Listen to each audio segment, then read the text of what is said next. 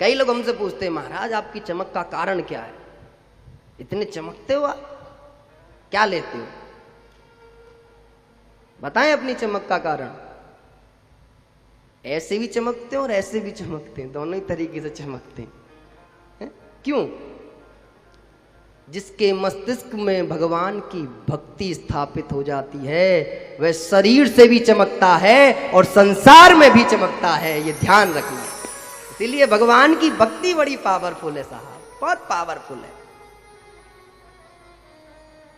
कितने लोग दुनिया में आए, ना जाने कितने लोग दुनिया से चले गए, लेकिन जिसने भी भगवान की भक्ति करी है वो इस संसार में अमर हो गए हैं।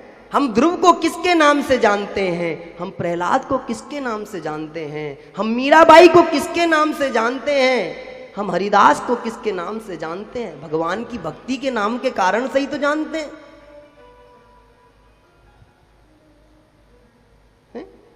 किसके नाम से जानते हैं?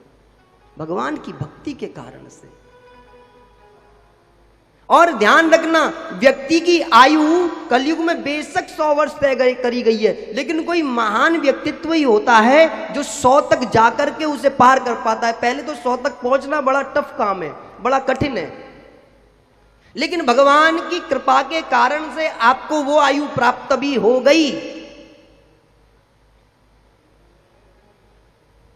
उसके साथ साथ यदि भक्ति प्राप्त हो जाए और यदि 100 वर्ष की भी आयु प्राप्त हुई तो भी आपका नाम अमर नहीं हो पाता। ना जाने कितने लोग 100 वर्ष की आयु को जी करके चले गए, हम कितनों को जानते हैं, बहुत कम, चंद।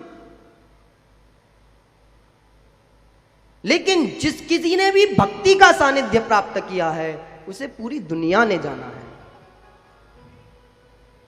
पूरी दुनिया ने उसको पहचाना है। इसीलिए अपने जीवन में भक्ति को जरूर धारण करना।